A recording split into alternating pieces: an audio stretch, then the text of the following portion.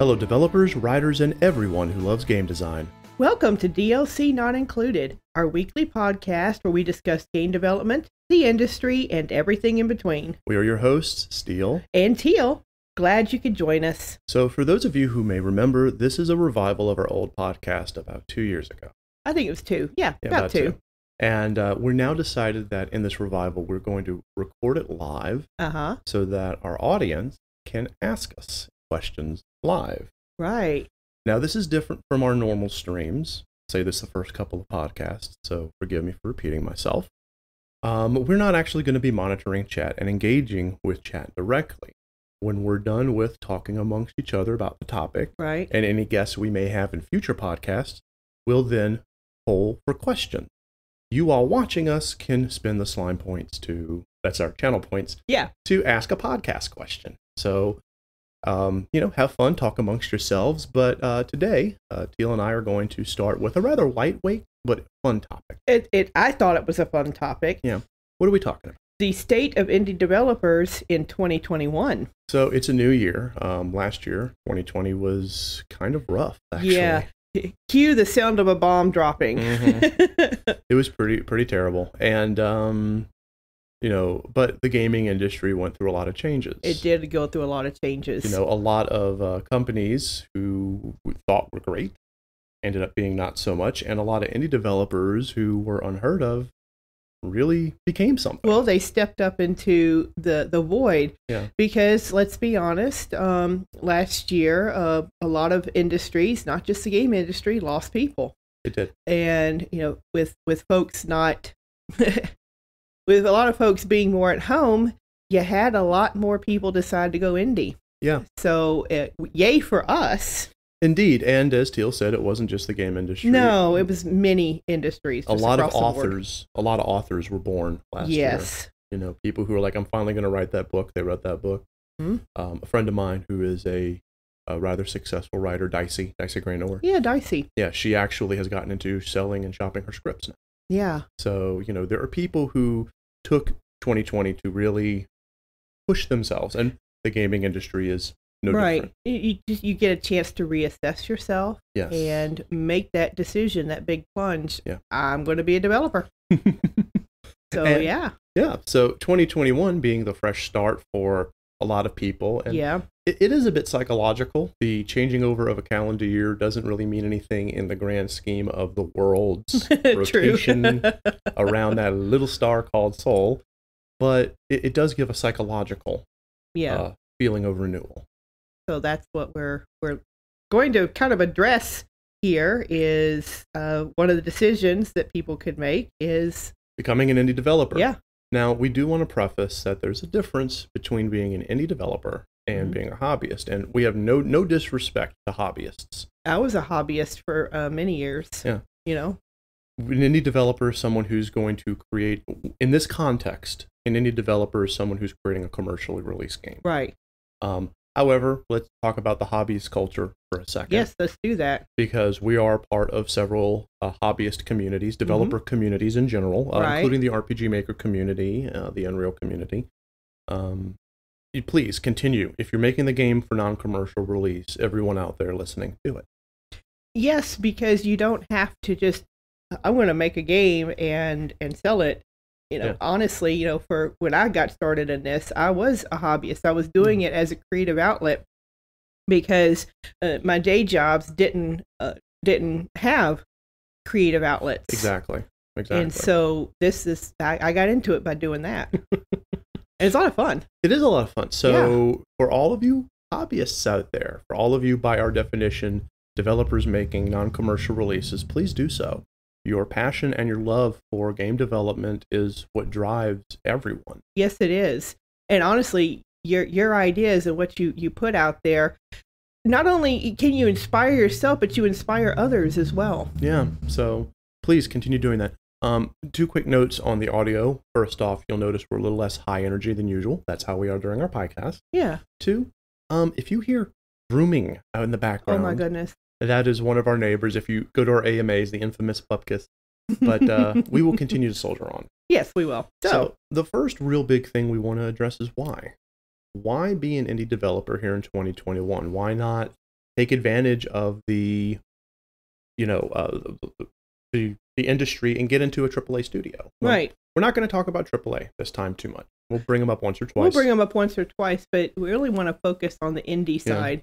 And as still as why get into it now? Why? There is a number of reasons, and one of the ones you can see if you look no further than YouTube channels like Game from Scratch, etc., etc. The tools now have never been more available. At this time, almost every major engine, if not every major engine, is free. Yeah, it is. The Unreal Engine has a fantastic royalty package. I think with Unreal Engine 4, you don't pay Epic anything until your game has made $1 million in revenue. So for a small indie developer, it's almost like free money. Well, it is. It is. And that's something that we took advantage of. We did. Yeah, we did. And with our Unreal. Mm-hmm. Yes. And the Unity engine is also following suit. They're going through their own changes, but the concept is going to be pretty much the same. Mm-hmm. Godot is open source, I believe, so it's free. I think it is, yeah. Programs like Game Maker, RPG Maker, it's a one-time upfront cost. It's affordable if you're going to be making a game. Right. $250 or $100 for an engine, especially if you have a budget. That's not that much. No, that's not. I remember. Tell them about I remember when things like Leadworks used to be, hundreds upon hundreds of dollars, or a CryEngine license, Mm-hmm. Yeah. So it's the engines themselves are very available and very affordable, and but it's not just the engines, guys. It's also the assets. I want to bring Unreal back because not only am I, full disclosure, biased to Unreal. I'm an Unreal developer. We jumped onto Unreal with both our feet. We did. But I like their business model. Unreal does a lot of signings with companies like Megascans, certain games that are developed by them, and just release the assets, the textures, the models, the shaders, free to the community. Because as they release the game, they also release their assets too, so you can see this is what we put into this game. Have fun, guys! And then you can use it royalty free in your commercial projects. The Megascans library is a massive library of, it is. I think, like 4K textures. I think. Yeah. So I was amazed when I went through it, just how much they had and the sheer variety. Yeah, and the Unreal Epic Megastore. The store. Yep. The marketplace. Once a month, Epic will take certain assets, and just make them free for a month. That's the best time to snag them up, guys, when they're doing that once a month free. I call it the free sale. The free sale. Unreal Christmas, as some people call it. But it's true, though, because you get 5 to 6 assets. They're free for the month. You put them in your cart. You buy them at a zero cost. And they're yours. They're yours to use forever. Yeah. For even commercial projects. Now, I specifically focused on Epic just now, but they're not the only. No, they're not the only people doing this. Unity will often either have massive bundles, like through Humble Bundle, where you pay like $50 and you get an insane amount of assets, or you go to their store, and I know they kind of have changed how they're going to sell things online. But they have. Okay. Yeah, I believe so, and I believe their whole way of doing things is going to be a little different. So they're undergoing some changes. I'm not a Unity developer, so I don't know the nitty-gritty. Okay. But the direction they're going in is not too dissimilar from Epic. Well, Epic is proven to be successful with their particular model, so it's no wonder that others are going to follow suit. Right. And then you have Degica, the creators of RPG Maker, for example. They release their packets through like a Visuatella, right, and have sales like literally all the time. Yes.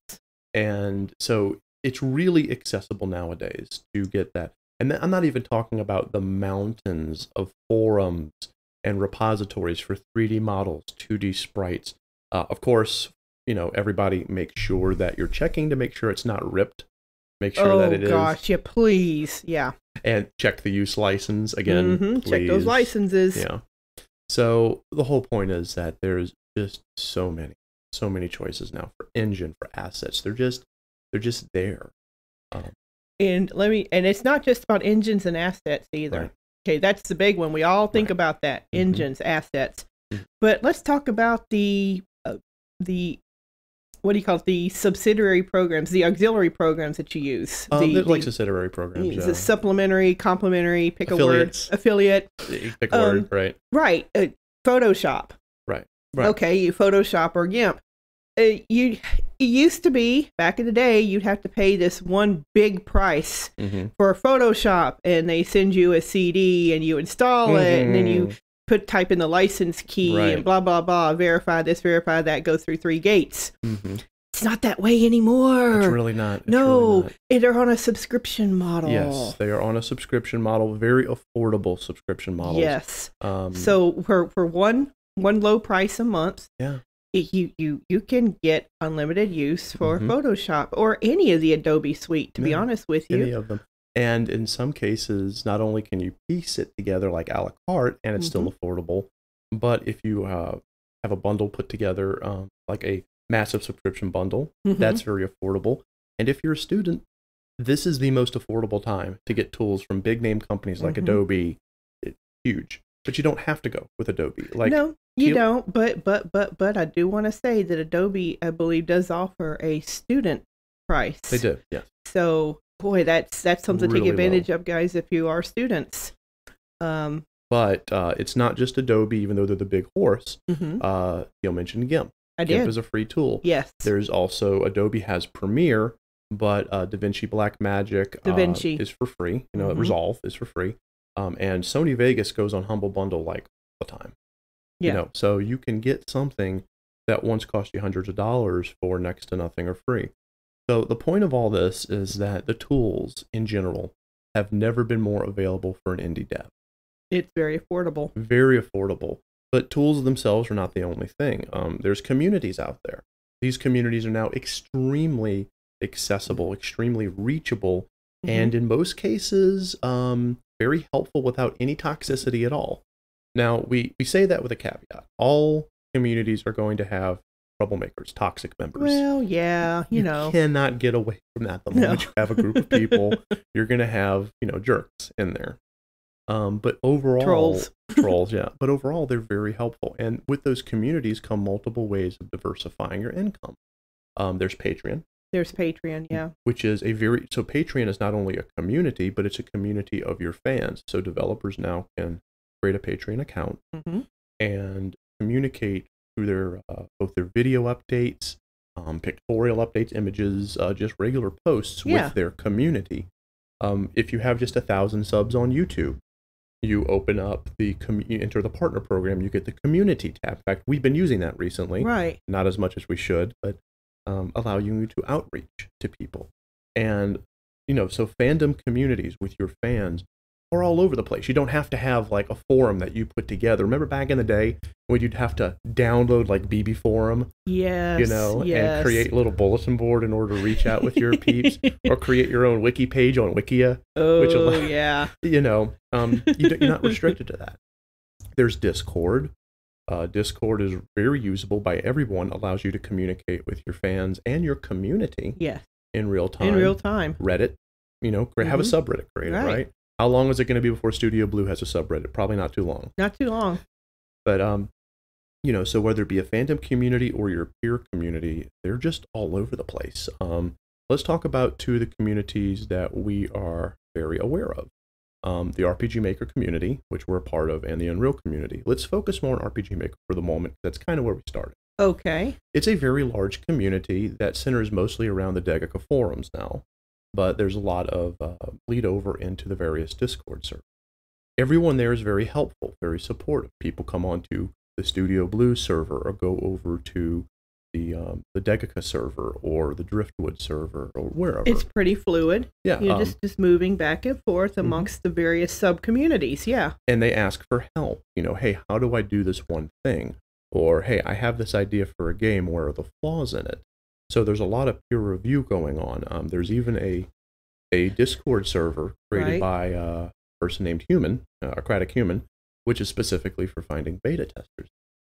Well, honestly, we talk about communities, and that is a somewhat, I want to say, relatively recent thing, is being able to just, you jump out there and you find a community. Absolutely. It wasn't always that case. No, it wasn't. When you were developing, you were kind of in your own little bubble. Yes. And you didn't know where to reach out because it wasn't easily accessible. You didn't have communities that were just out there. You had to know where to go. Right. And how do you know where to go if you, yeah. And if you don't know where to go, you're lost. But yeah. Nowadays, how accessible would you say they are? How easy to find? Extremely. You just have to type in a few keywords in a search engine and a bunch of stuff comes up. Yeah. Part of that is Google Foo. Yeah. If you have even an ounce of it. And then, of course, excuse me, once you join one, then people tell you about others. Mm-hmm. Absolutely. So there you are. And so we've been talking about a lot about the developers, and why, on the developer end. But let's talk about the target audience. Let's talk about gamers in general. There was a point not too long ago where indie developers were not very well known amongst the populous gamer community. Gamers only wanted to know, hey, what is the next thing that BioWare or EA is going to come out with? What's the next FIFA? The next FIFA going to be like? Right. The next Call of Duty, the next God of War. And that was all people cared about was, what's the next thing that Square Enix is going to make? The next Final Fantasy. What's the next MMO? Because I think the perception at that time was, well, those companies are the only ones that know what they're doing. They're professional companies. So, yeah, they're going to know how to do things. And the indie developer was perceived as some hobbyist, the garage hobbyist. Right. So people didn't really give indie development a chance until AAA stumbled. Yeah, and we'll get to the stumble of AAA in a moment because we want to talk more about how that was capitalized on. There was suddenly a shift and people started to go more into, hey, let's pay attention to indie developers. They are becoming so close in quality anyway to AAA. Oh, absolutely. That some people aren't even seeing the divide anymore. There's a number of games that we'll cite later on, but the one that I want to talk about is one that I actually reviewed last year. That is Midgar Studios' Edge of Eternity. Edge of Eternity. Yeah, I played 4 streams of that and then did a rather critical review of it. But since then, I've been following them, and they've made great strides, and their game is looking more and more like a AAA title every day. It is so polished, so professional. Do they still have a while to go? Of course, but it's in beta now, and you can see that shift from alpha to beta looks really good. And it's games like that, games like Haven, those indie games where you can just tell a lot of work went into it, and it looks really, really good. Senua's Sacrifice, Hellblade. That one. People look at Hellblade and they think it's this massive, 100,000 AAA title. Right. And, when that perception starts to shift, the gamers become more aware that, hey, I don't have to just follow a AAA studio to get an amazing game that's fun to play. All I have to do is follow the right indie developers, keep my finger on the pulse, check out that Steam page.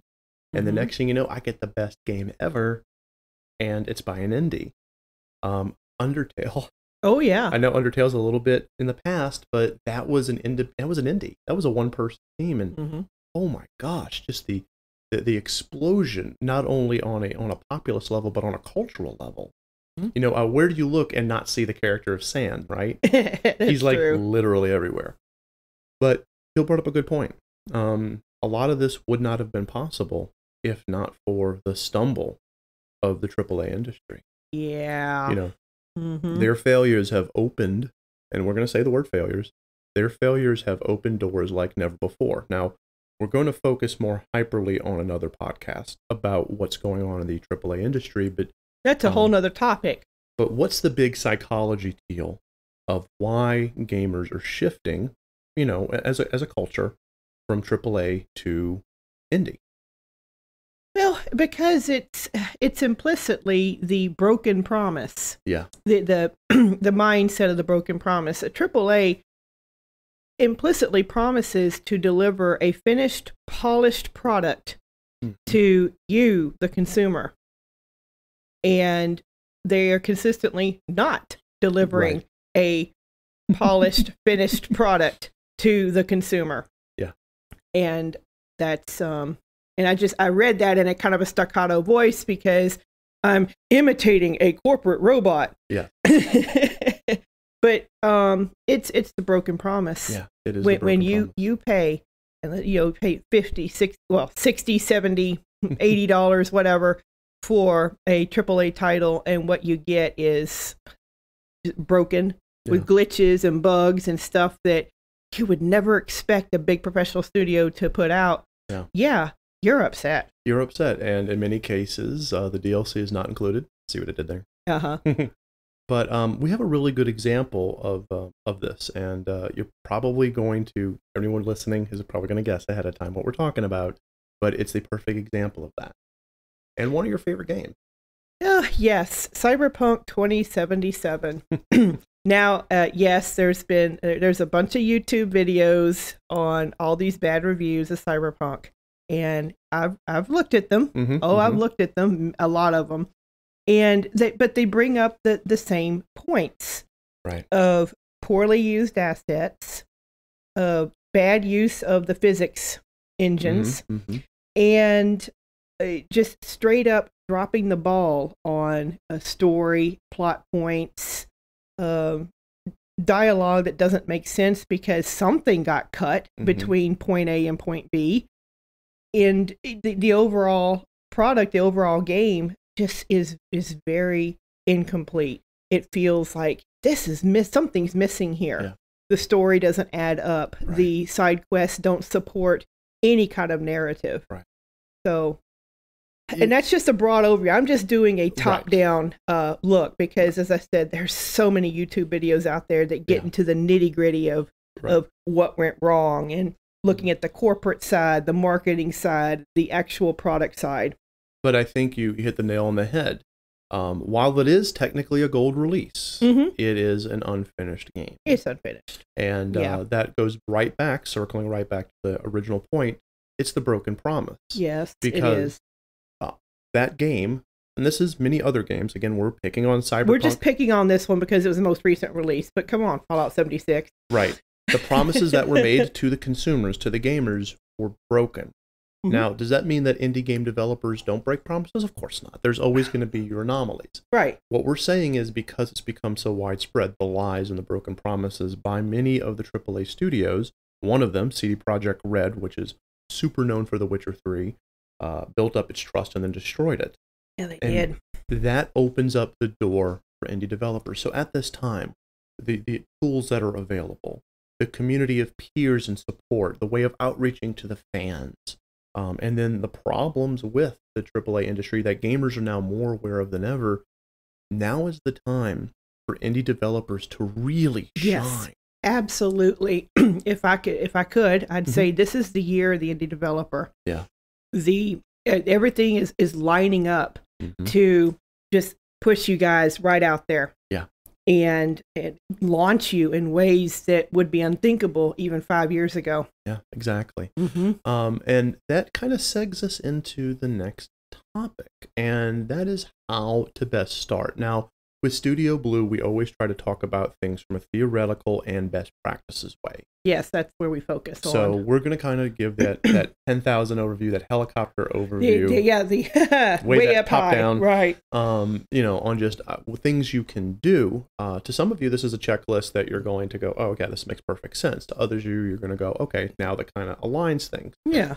And of course, give the disclaimer: there's always other ways to do things. Don't feel like you have to be restricted by what we say. But in our opinion, the community starts there. That is, let's start that over. The community is the most important thing you start with. Absolutely. It's all about having a support network. When there's such a big difference with trying to do something all by yourself, walled off in a room, and doing something with the support of others. You get more out of it when you have people. You can rely on people who you can help and help you in return. Just think about weight loss. Quid pro quo. Very important. Yeah. Let's let not only the weight loss idea of, hey, we're going to help each other, together. Hey, keep your motivation up. But also, hey, I'm going to scratch your back and look at your asset list and see if I see anything that's missing. you're going to look at my scripts and see if there's anything that looks broken. Favor for favor. Absolutely. And, in a way, the community's fostered like a kind of a pseudo bartering system in that, well, I may not be too good with coloring, but I am really good at editing. So somebody who's good with the coloring, you look at each other's work. And you're like, yeah, you can tighten it up like this, and you can make it this color rather than this color, and that works for what you're doing. Exactly. So yeah, there's so much opportunities there to share and to get that help and support. You don't have to be a one-man show where you do everything and do it right. Right. Now there may be a case where you are a one-man shop, because to be an indie developer, you have to be a bit of an artist, a bit of an animator. Okay, well, that's not what I meant. Right. I didn't mean do it all yourself. Right. You don't do like it that.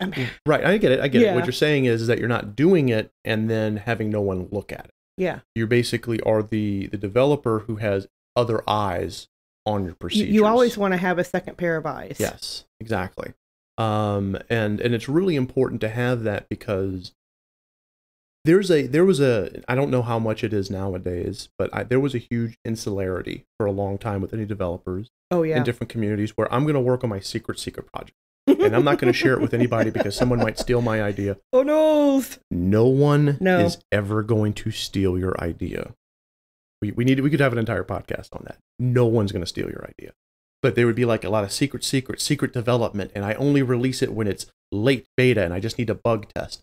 And that is the worst time to expose your game to your community. Yeah. Yeah. Because not only do you foster an impression that that this game isn't really good, you also rob yourself of the time needed to polish up that product. Yeah. To put in things that really should be there. Yeah. You create so much double work or triple work for yourself. Yeah, triple work, I would say. Yeah. So, when you join that community, and many of these communities are engine-based, like there'll be an Unreal community, an Unity community, RPG Maker community, Godot community, etc. A lot of them are also genre-based, like an RPG Maker community, an RPG community, I should say, open world community. Open world communities, yeah. So there's tons of them out there.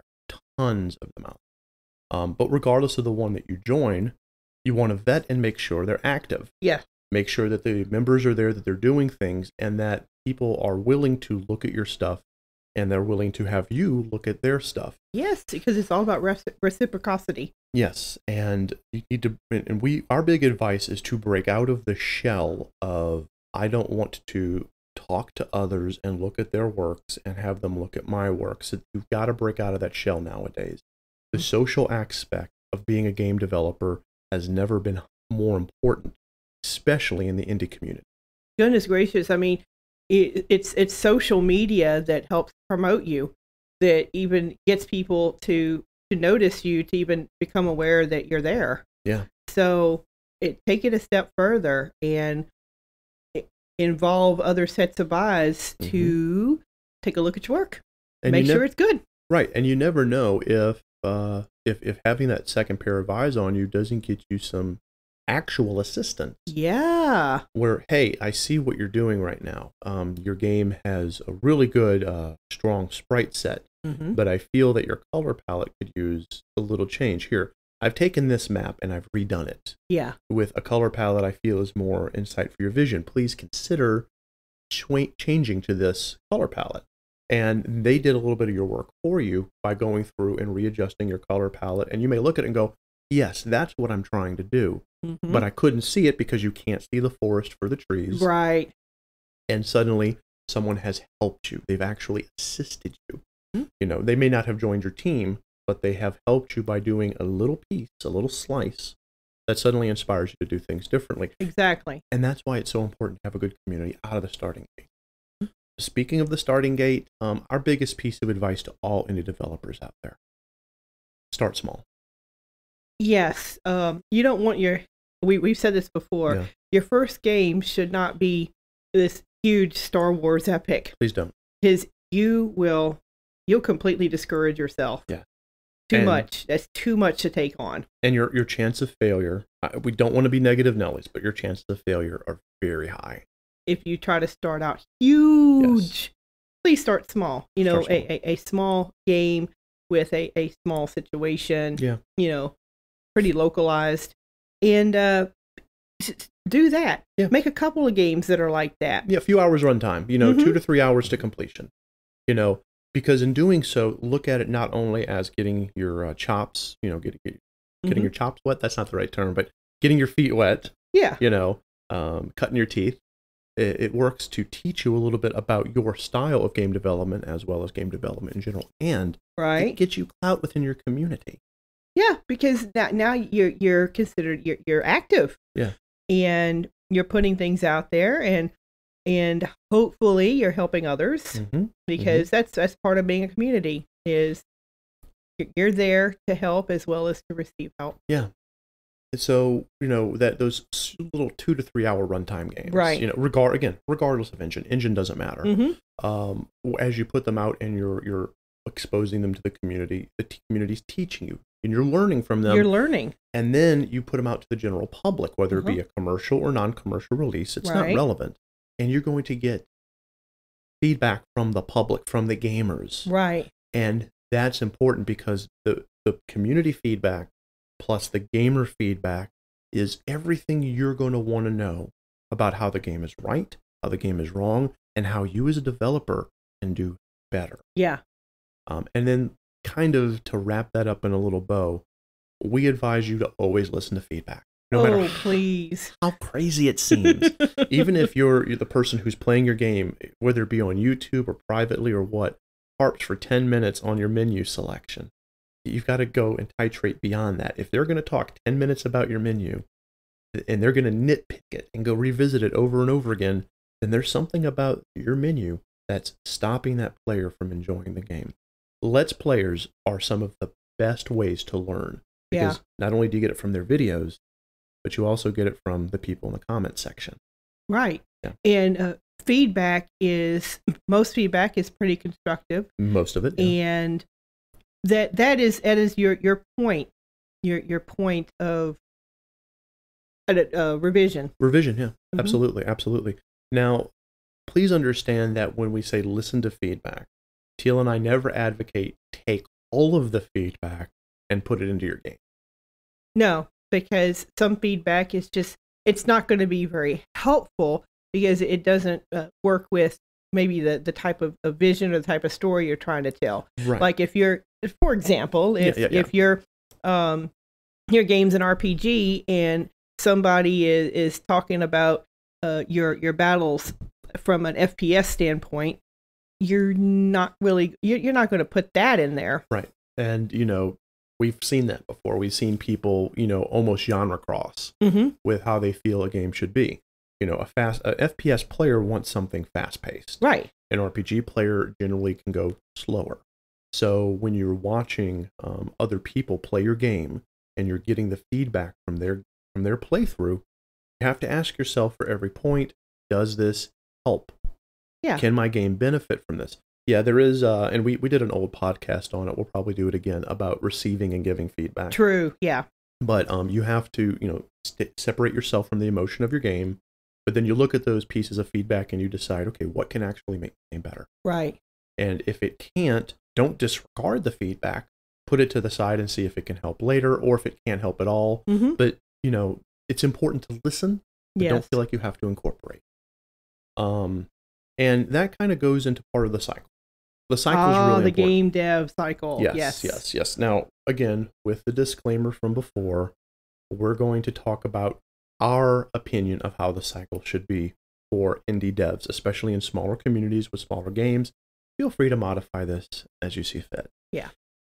You're always going to start with some kind of proof of concept or prototype. A prototype. And when you get that part out, that little vertical slice, as it were, you're going to want to go to a small part of the community. To reach out to maybe about 2 or 3. Yeah, about 2 or 3 people. 2 or 3 people.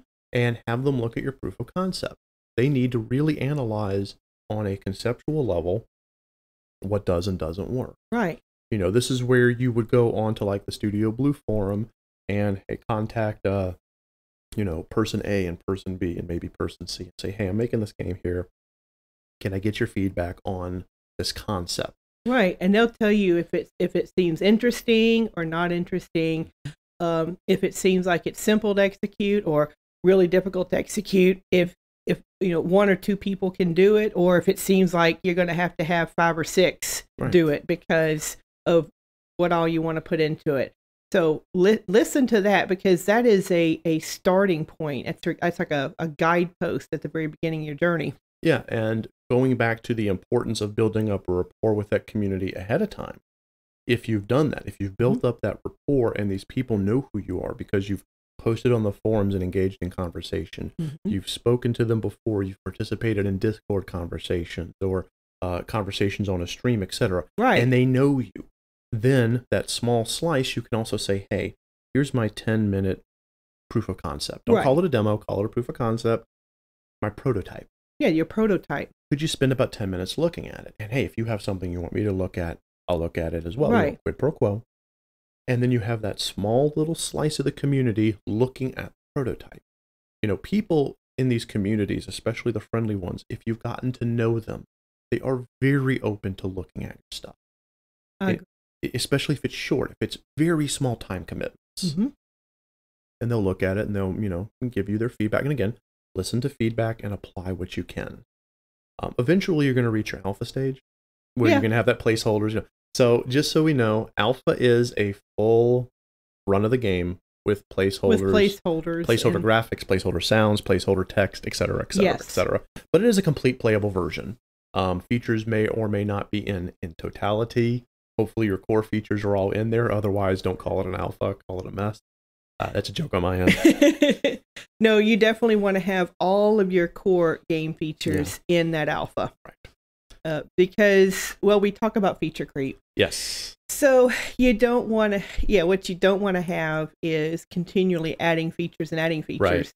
Because then you're going to go from alpha to hot mess. Yes. So with your alpha, your correct alpha, reach out to a larger slice. So if you did like 3, now do like 6 or 7. And you can actually post it at that point. You could post it onto the community forum. Like, let's say that the forum is, the Degica forum. Right. So you could post on, hey, play my game. Boop, play my game.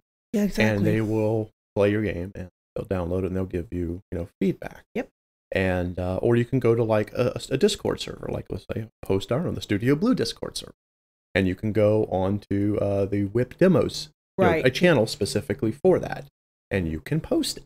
And now you've got that larger slice. You've already gone from the small slice where you've gotten help on your prototype. And now you've moved to your alpha and you're having a larger slice of the community to look at it. Post a video that shows some gameplay, some gameplay footage of your game. The game itself doesn't have to be completely sensical from a visual level, as long as people can see that big purple tree is visually going to be a conifer. Exactly. And that one over there is going to be a deciduous tree. So you're kind of moving around. But hey, these are all placeholder graphics. Everyone knows their placeholder Everybody graphics. knows that. And if they don't know it, well, they're going to be told. Yes. Well, everybody knows. Everybody knows. Learn the different stages of game dev, please.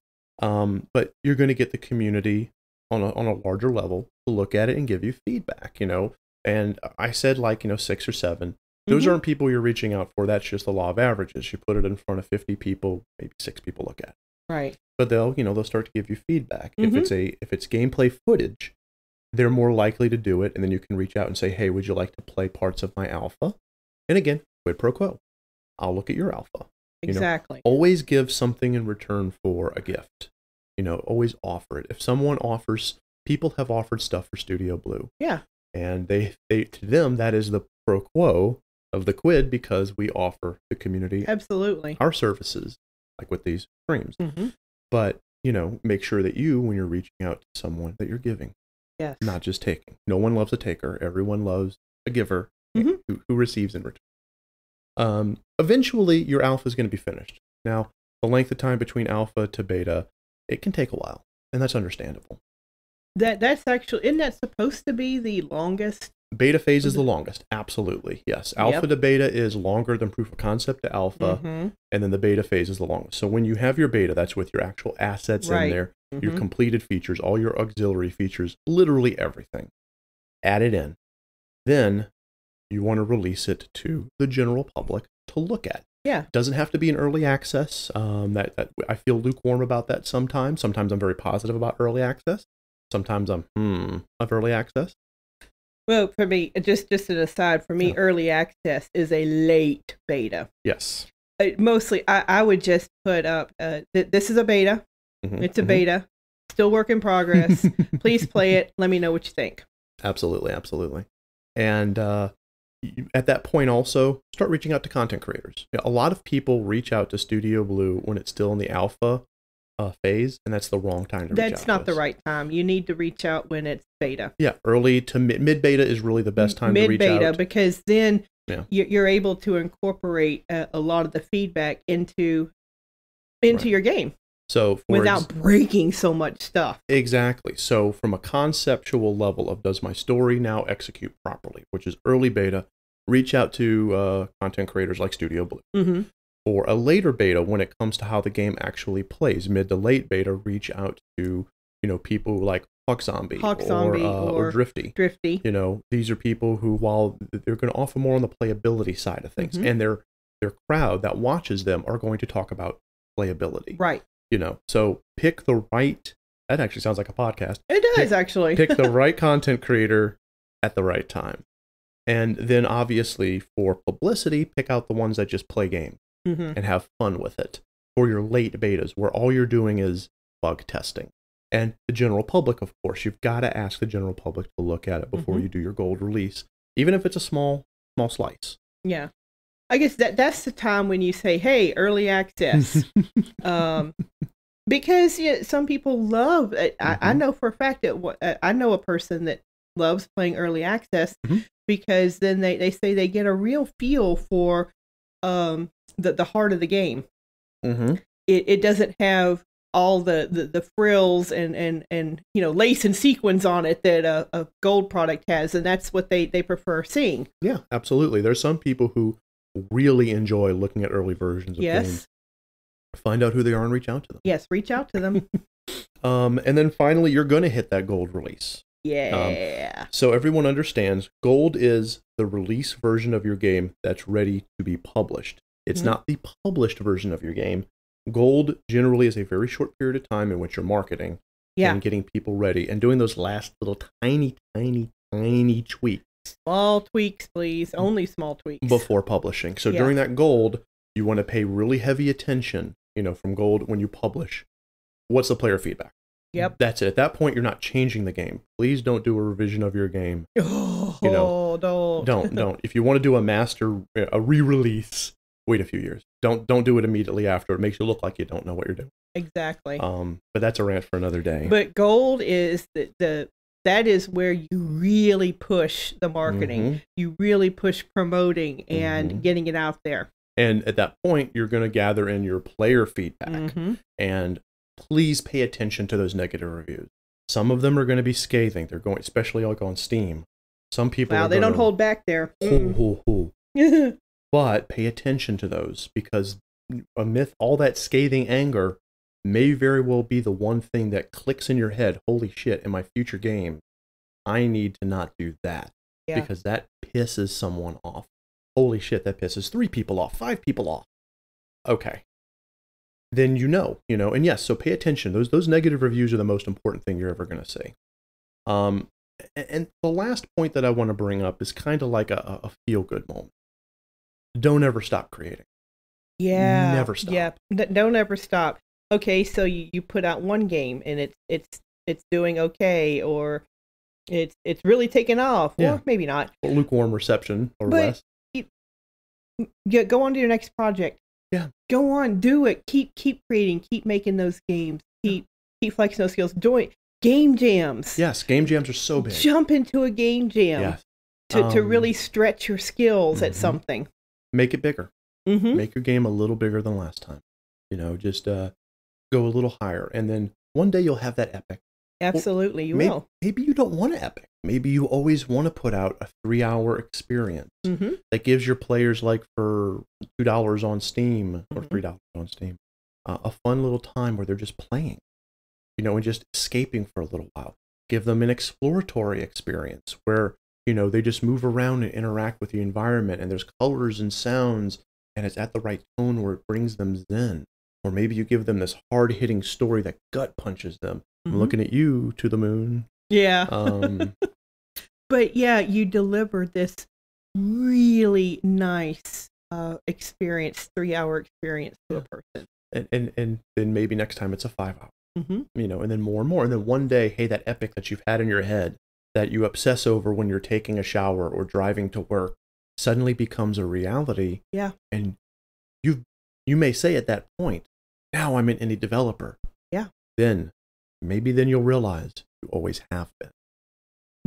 You sound so inspirational, Steele. I do. Okay, we're going to go over a quick list, and now we want you all to start prepping your questions. For a reminder for those who are in chat, go ahead and click on the little treasure chest. You will see there's only one thing available for your channel points. That is a podcast question. We actually cannot see our live chat. So you're going to have to do a podcast question if you have a question for Teal and I. Right. If you want to address it to one of us, that's fine. If you want to address it to both of us, that's fine. Yeah. While y'all are prepping those questions, we are going to quickly talk about 5 indie games that we kind of pulled from various lists like Game Ranks and Game Radar, etc., that we feel you all should be watching. Go ahead and introduce each one, and I'll talk about it, and we'll go back and forth. We're only going to spend a minute or two. Okay. So one that I pulled out that I thought was really good is from Blue 12 Studio, and it's called Stray. Yeah, this one you play a stray cat roaming around a large city of robots. Yes. It just looks neat because you're exploring all over the place, like high, low, middle, all over the place. As a kitty cat. I think he has like a little knapsack on. It looks adorable. It's like there's agility and stealth mechanics to get through the because you're a cat. And I think like you make friends with a drone.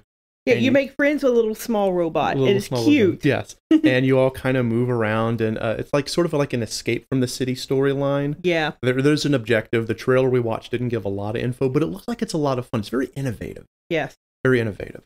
What's the next one? Because we've actually played the demo, the early demo. We played the early demo of She Dreams Elsewhere.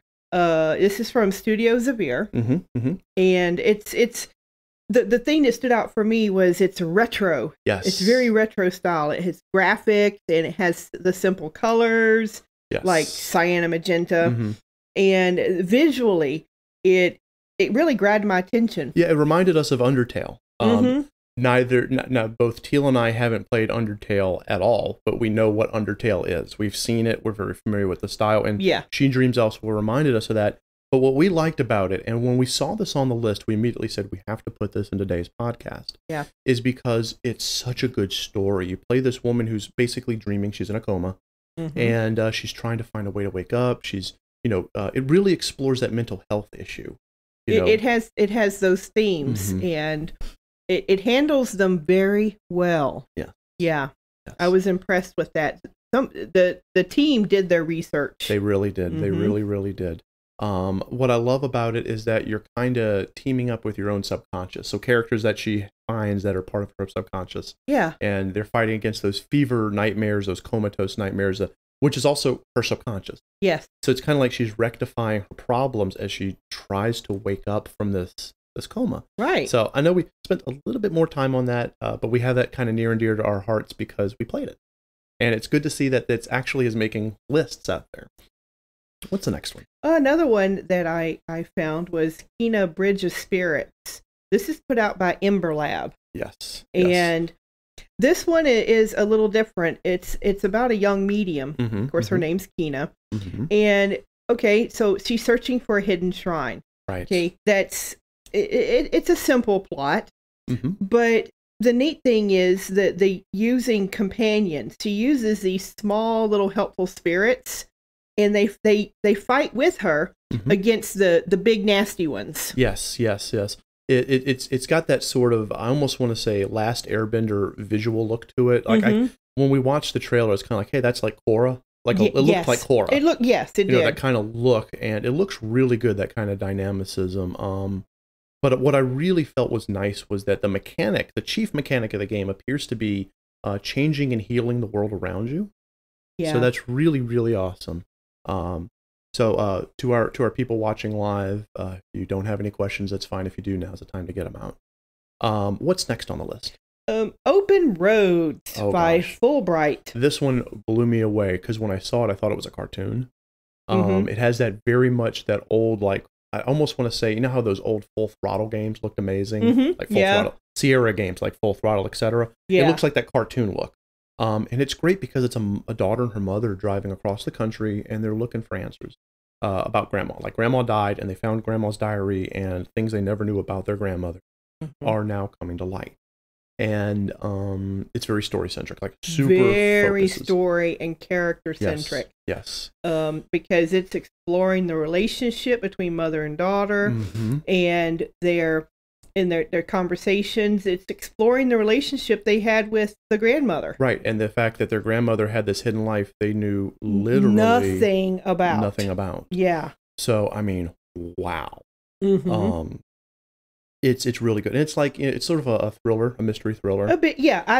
I consider it a mystery because they're following clues. Yes, solving puzzles, trying to figure out the mystery behind their mother. So that one looked really good. But the one that kind of really struck us the most, and this is because we love games like Journey, etc.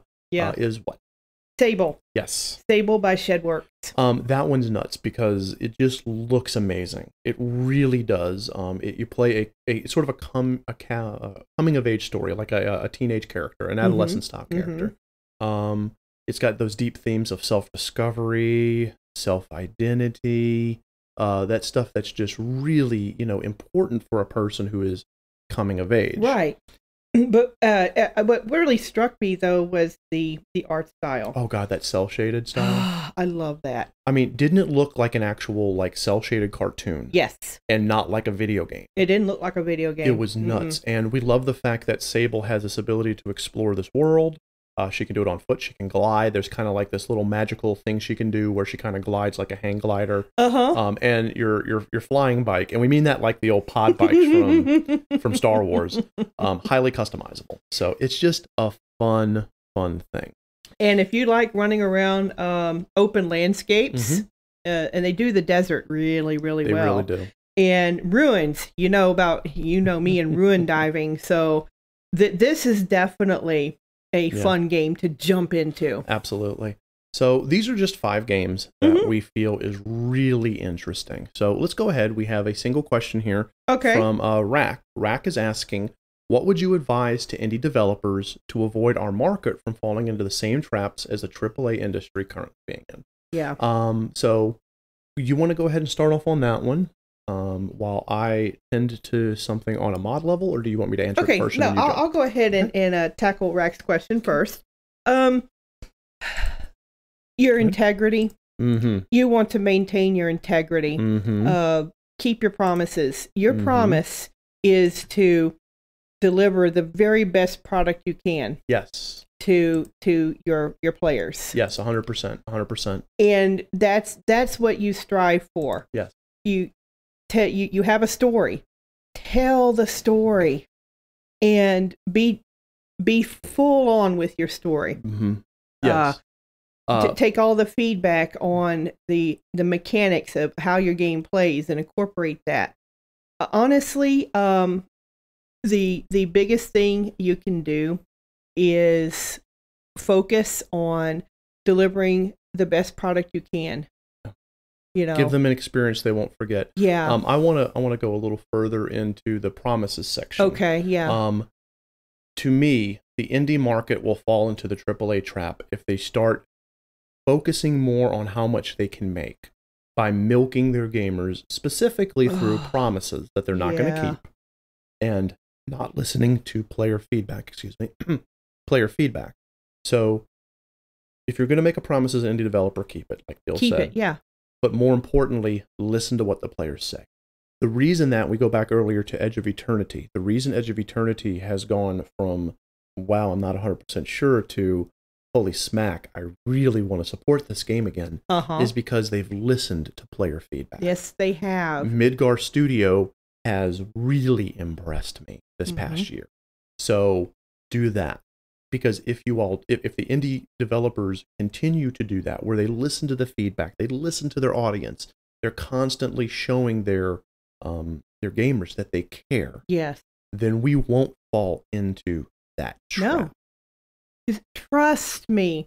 If you stay true to your word and you deliver a really good game that people have helped you with and are supportive, you will get the benefits. You will reap the rewards. You will. Don't worry about that. Yeah. That'll come. So that was a very good question, Rack, and I think probably one of the most like if we're going to have just one question, that was a good one, because we don't want the indie community, the indie developer community, to become what AAA has become. Oh, please don't. So at this point, that was our only questions. Okay. So we're going to kind of start wrapping things up. We hope you all enjoyed this, whether you're listening to us live, or if you're listening to us later on iTunes, wherever, Spotify, wherever we post it, YouTube, that kind of thing. We're going to do this on a weekly basis on Saturday. If you have an idea on a topic you'd like us to touch, please either email us at studiobluerpgs@gmail.com or hit us up on Discord. Message us on Discord. You can DM myself or Teal really easily. We do want to thank everyone in chat. I opened up the chat window. I see you guys now. Thank you so much for being a part of this live experience. Yeah. Let us know also, for those who were watching this live today, what you think about this format. Because we've been drinking coffee. It's kind of like a coffee collection, just talking. If you have an idea for a guest, let us know. Yeah, let us know that too. We always listen to everyone's feedback, and we want to see how you all take this podcast to the next level. So pretty much at this point, I want to thank you guys for being part of the revival. Yes. And I'm looking forward to doing lots more of these. So join us next time for DLC Not Included. And remember, anyone can give you the key, but you have to go through the door.